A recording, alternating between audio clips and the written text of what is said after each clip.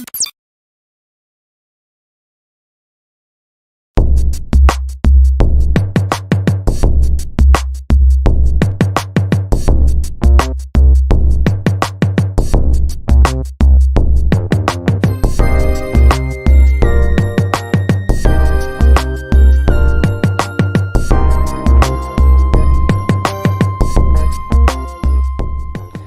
of the things that people always ask me is, what is art?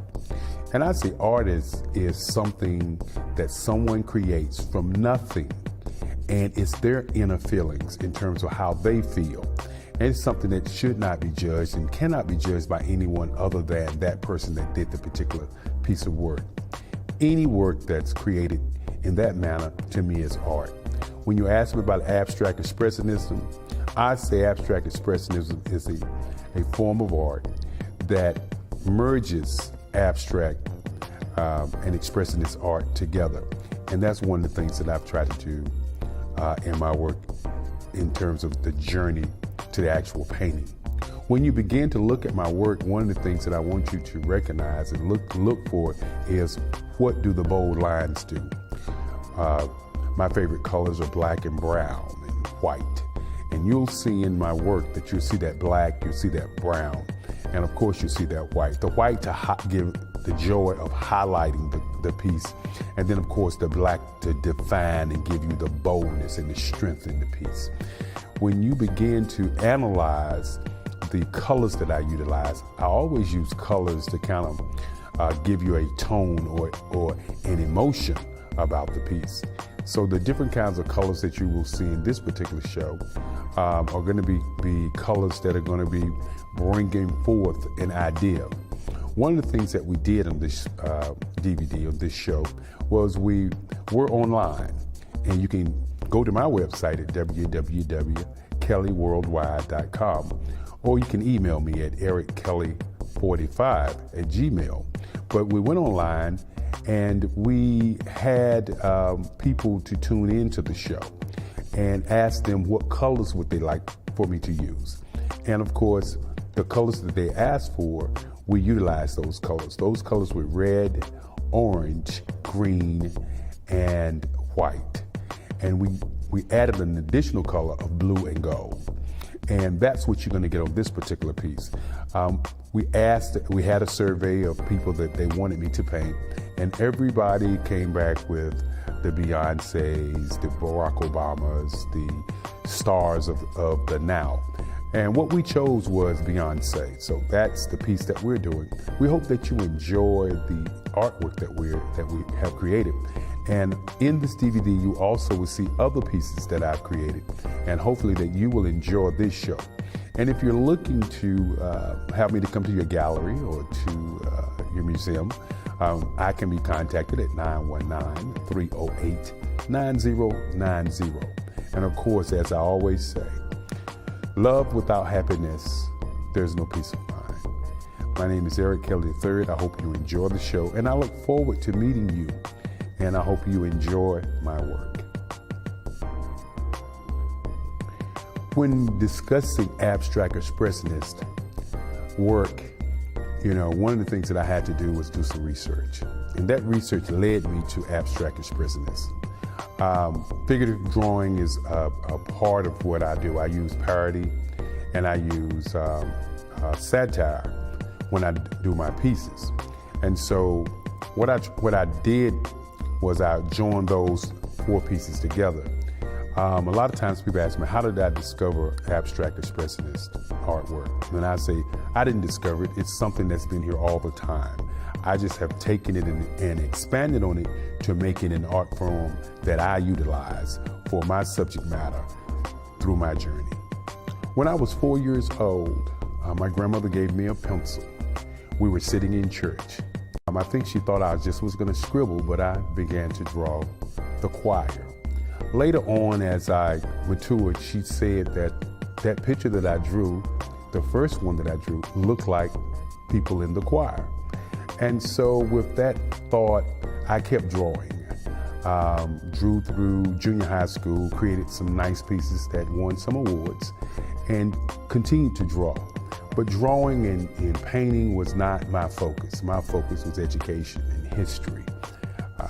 History was something that I really enjoyed, and I pressed forward to be a history major. I wanted to be a history major in college, as a matter of fact. But when I got to high school, I was going through high school, and three of my teachers saw me one day, and one of those teachers was my art teacher during my senior year, Mrs. Dowd. And Mrs. Dowd said that I need to talk to you. And I didn't know what she was talking about, and she took me into the teacher's lounge. And in those days, going into the teacher's lounge was major. And so while in the teacher's lounge, Miss Corbett joined her, and Miss Cousin, my history teacher, and my English teacher. And they sat me down and they said, well, you're not gonna graduate. Knowing me the kind of guy I was, I wanted to graduate. And they said, well, the only way you're gonna graduate is you're gonna have to draw more. Because Ms. Dowd tells us that you come in class, you have a good time with all the students, and then you draw or do the project better than anybody in the class the last day when the project is due. And so she's interested in you doing more art. And so I took the challenge that year, my senior year, in 1975. And I drew every night before I went to bed. I drew Macbeth, I drew the Greeks, the Romans. I drew all of the stories that we studied. And for Mrs. Cousins, who was a Black history teacher, I drew about the transatlantic slave trade. I drew about slavery. I drew about the Reconstruction. I drew about Martin Luther King's and the Malcolm X's and all of the great people, the Carter G. Woodsons, the Benjamin Bannekers. And I kept drawing for those three teachers, and at the end of the year, the Durham Lynx came to school and gave me an award. And I was surprised because I thought that the Durham Lynx was going to give that award to someone else. I had so much work, I had enough work to fill the hallways. And once I looked at my work, I thought about where would I go to school. And because of the Durham Lynx and all of the attention I got letters from a lot of schools. And I researched the schools, and I decided I wanted to go to North Carolina Central University. And the reason to go to North Carolina Central University at that time, they were the #2 school in African American art, which means that most of their teachers had books in the library. You could go and you could read and you could study. And I studied with Mason and Pendergraft and Carlisle, some of the great ones. Had a chance to meet Willie Nash and also see some of the great works of Ernie Barnes. So as I continued to do my work, one of the things that I tried not to do was be a copy of any other artist. And incidentally, I was taken on a field trip at North Carolina Central University after they gave me an art scholarship, of course. And we were at a museum, and I saw a gentleman's work, and his name was Charles White. And for the first time, I saw some work that looked like my work. I was so amazed.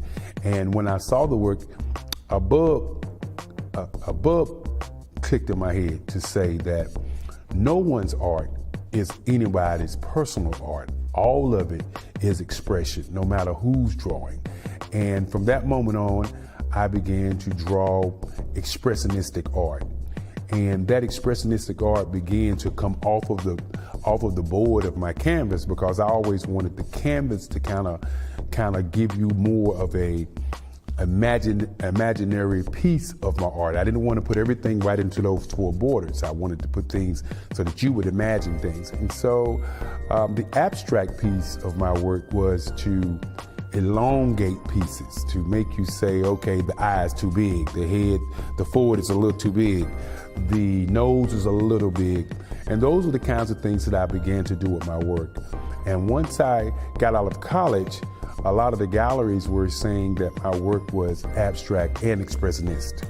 And so with them saying those kinds of things, it became a word of my work is abstract expressionist. And that's what it's been for the past 50 years. The art scene in Durham, North Carolina is a very interesting scene in Durham. You have the Arts Council, who takes the time out and have local artists to do pieces there. Then you have several galleries downtown Durham, and those galleries are doing pretty well. Newly, we have 21C Museum, which is a museum that's a 24-hour museum that displays works from international artists and artists around the world. And one of the unique things about the 21C Gallery, 21C Museum, is that they put only artists on who are living artists. So that's one of the key things, and I think that's one of the great things, because a lot of your museums have artists who are passed on or ancestors who are passed on, as opposed to artists who are living now. If you ask me where I would like to have my work, I would like to have my work in several different museums around the country. That's what we're working on as we look at this particular show, as you deal with the art tours that I have been doing in the past 10 years. Well, the art scene has changed immensely. You know, you don't see a lot of, I would say, African-American one-man shows. I think somewhere along the line, people began to believe that African-Americans only did one or two paintings. And if you look at some of the African-Americans who are artists, it's a life goal. It's not a one painting or a two painting. So I think that's one of the differences. When Willie Nash was alive, he was an artist that Durham revered, but we never saw him in the museums as much. Then there are several other artists who live in this beautiful city who I think should have one-man shows, because they have a tremendous amount of work. The other changes are the galleries. The galleries, they're more fine arts oriented than a gallery where you have an artist in resident that's painting, and then he's putting his work into a particular gallery, and people are buying those particular works. And I would think that those are some of the changes in the art scene. If you ask me what I'd like to see, I'd like to see the museums to take a little bit more interest in some of the African-American art in the city of Durham. Not to say that they don't take any interest at all, I just said more. Then there's the Nasher Museum on Duke's campus, which is an outstanding museum, and a museum that people in the city of Durham is one that I would suggest that you go to, because they're so diverse.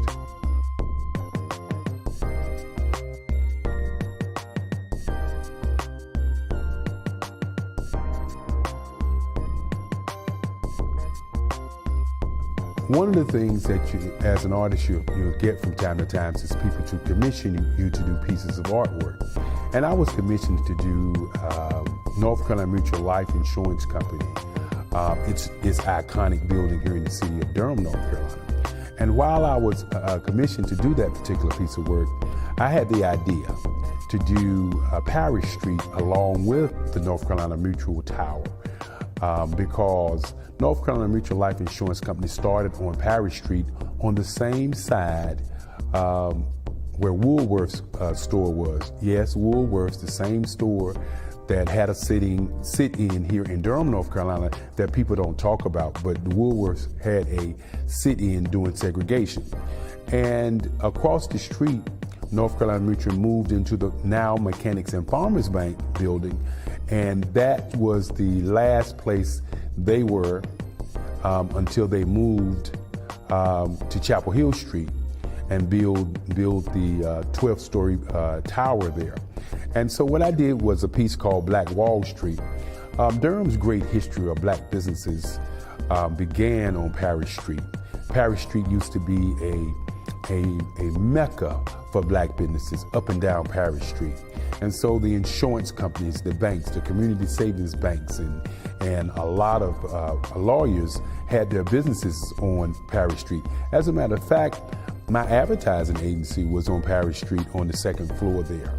And so I drew a picture of Parish Street denoting North Carolina Mutual Life Insurance Company, places where they began and subsequently places they went to, and then to the big tower. And if you were to stand on Parish Street today and look straight ahead, and if the 21C building wasn't there, then you would see all three places where North Carolina Mutual Life Insurance Company was. And I want to say that it was probably a very joyous piece that I was drawing. Now, one of the things that I did try not to do was make it an architectural rendering of the building. And that's one of the things that I talk about when I talk about my art. I don't like to be defined into lines. I like to be a little left to lines, a little right to lines. I believe that if we're going to be defined into lines, we might as well take a picture and hang that picture up. So the Black Wall Street piece is a perspective piece that's done in abstract expressionistic format.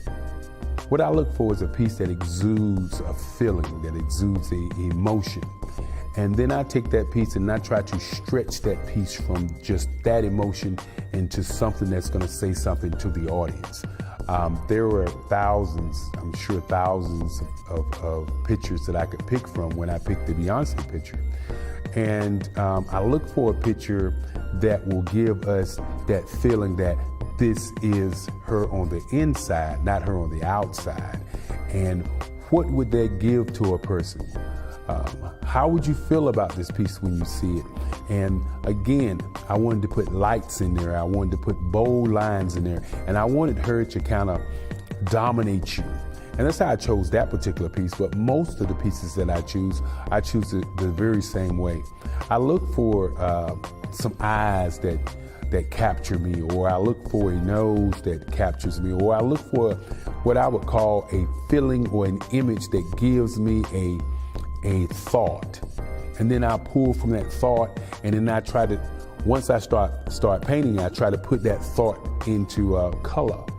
And sometimes it's one of those things where I sit back and I look at the work, and I'll stand away from it and I'll look at the work, and I'll see, is it saying what I would like for it to say? And then I ask myself, is it saying what I want my audience to believe? And that's how I pick my work. Sometimes you can overdo a piece. What I do is I paint and I paint and I paint until I feel like I've painted too much. And when I say painted too much, it's that point where I've gotten out of that piece what I want to say. And I can add different lines, or I can take different lines out, but does this particular piece say what I wanted to say? And once it's saying what I wanted to say, then that's when I end. Sometimes people ask me, how long does it take? I don't know. I can't put a time on the end. I can put a time on the beginning. And that's one of the things that I try to do each and every day, is to begin a piece of artwork.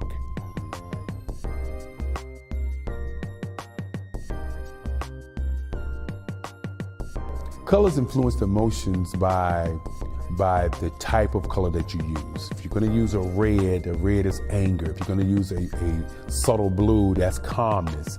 If you're going to use a green, that's earthy. And so if you're going to use a yellow, that's bright and that's sunshine. If you're going to use an orange, that orange is not bright and sunshine, but the next emotion to it. Then your pinks and your blues, to me, denote another emotion. And so when I pick a color, I pick that color from the picture that I'm drawing from. If someone gives me a picture and it's a picture of somebody in anger, I right away use the browns, the reds, the green, the dark greens, and to give that feeling from that particular piece. If somebody gives me a piece, or if I select a piece that's saying I'm happy or I'm serious, then I try to use those colors that give you the hues and tones that's going to make you say, okay, this person is happy, or this person is nonchalant. And so that's how I choose the colors. And the most important part of what I do is I utilize the white for highlights, and I utilize black for the darkness and the boldness and the strength of the piece, and to pull the piece all the way together so that there are some levels of boundaries. But as I said earlier, I like for the boundaries to be non-existent.